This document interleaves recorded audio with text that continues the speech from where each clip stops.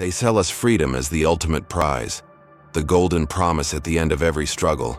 The American dream whispers it, revolutions shout it, and every motivational poster claims it's yours for the taking. But no one ever tells you what freedom really feels like when you finally stare it in the face. Because true freedom isn't the warm light you've been taught to seek.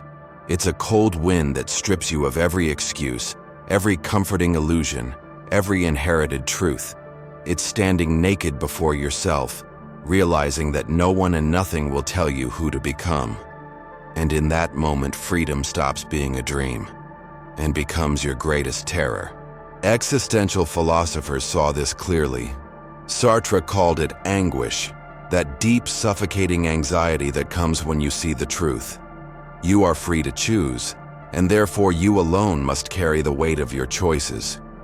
Kierkegaard described it as dizziness of freedom, like standing on the edge of an infinite cliff. Dizzy not because you might fall, but because you could jump. Imagine waking up tomorrow and discovering that nothing, no law, no God, no history, no culture, can tell you what to do. The universe, vast and indifferent, offers you no instructions. Your values, your meaning, your purpose, all must be chosen by you alone. This isn't the freedom sold in glossy ads or written into constitutions. It's something far more raw, more terrifying, more real. Most of us don't want that freedom. Not really. We want a curated version. Freedom with training wheels, freedom with safety nets, freedom as long as it doesn't threaten our comfort. But the existentialists called this what it is, a lie we sell to ourselves.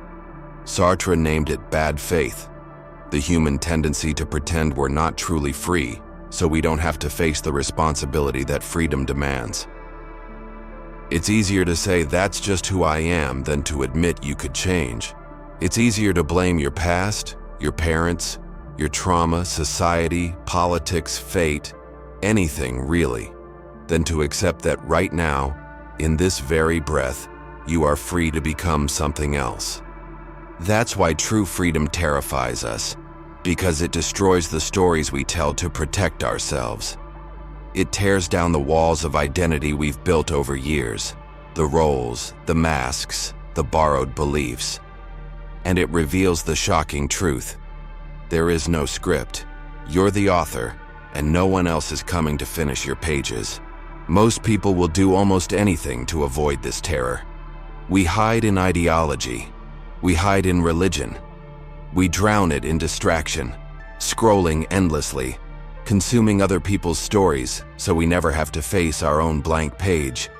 We surrender our choices to culture, to trends, to what will get the most approval, the least resistance.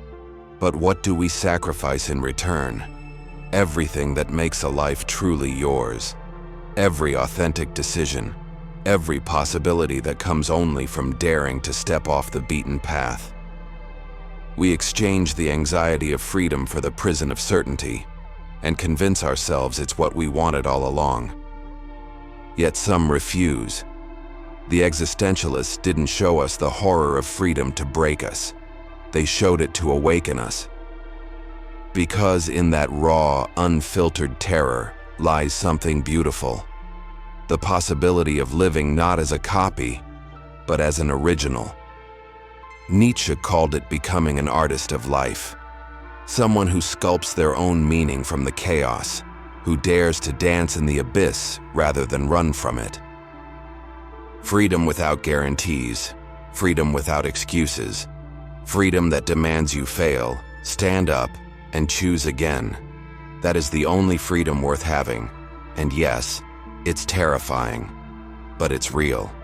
Ask yourself, when was the last time you made a choice that was truly yours? A decision not dictated by fear, by habit, by what others wanted, but by a clear, terrifying sense of your own responsibility. Most people never do. Most live and die in rooms built by others, never once stepping outside.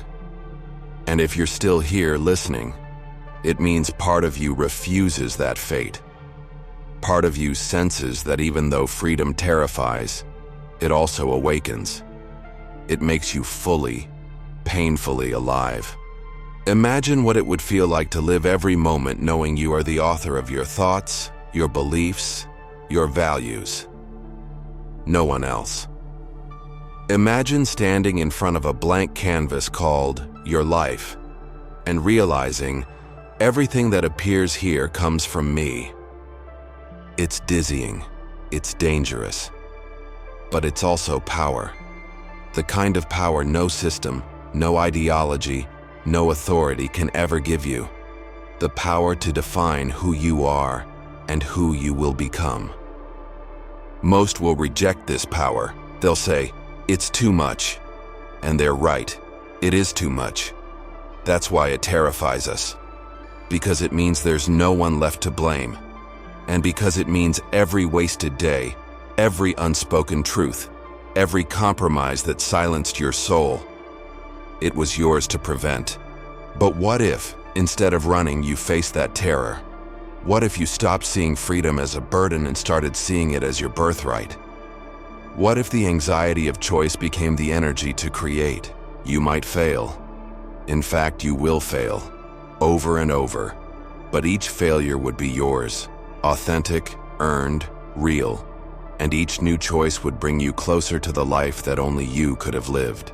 That's what existentialism teaches us. That the price of true freedom is anguish, yes, but the reward is a life that is fully, unmistakably yours. Not a copy, not a repetition, not a sleepwalk through borrowed values, but an act of creation. If you feel that pull, that tremor in your chest, don't ignore it. Like this video, so it finds others still trapped in false freedoms. Subscribe and activate notifications so you don't miss the next exploration into the darker corners of thought. Share this with someone you know who feels caged but doesn't know why. And in the comments, answer honestly. Does true freedom excite you, or does it terrify you? And remember, the abyss you fear is also the space where you can create. True freedom won't give you peace. It will give you power. The terrifying, exhilarating power to become the author of your own existence. And in the end, that's the only power worth having. So when the darkness calls, don't look away. Stand at its edge, feel your heart race, and ask the question most never dare to ask. If I am truly free, what will I choose now?